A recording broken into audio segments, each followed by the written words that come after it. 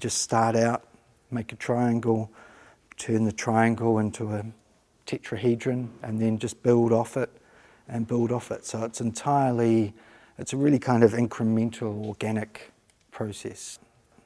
I was doing a lot of drawing, and what I was specifically really interested in linear perspective theory. We all learn in art history and art theory about how it created the illusionistic space behind the picture plane, but I was doing some reading about how it also created the observer space in front of the picture plane, and I was really interested in how a drawing could affect the real space out where we, the audience, are.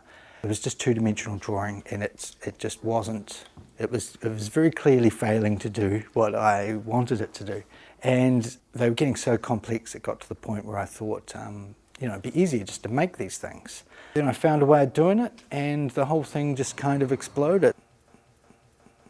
It's that fragility that everyone gets as soon as they realise with it, what it's made of is really powerful. Everyone understands fragility. It transmits very clearly. Everyone always says they love the shadows, and I often pretend to be a little bit miffed that I spend all that time making it and they just like the bits where it blocks the light.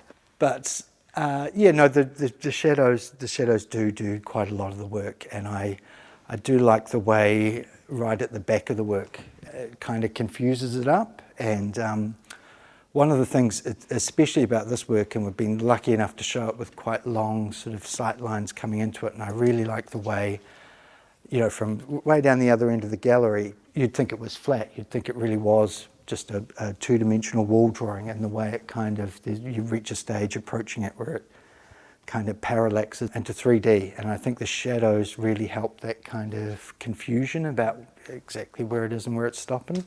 I'd really like it to play in the sort of area between drawing and sculpture, and confusing the area between both.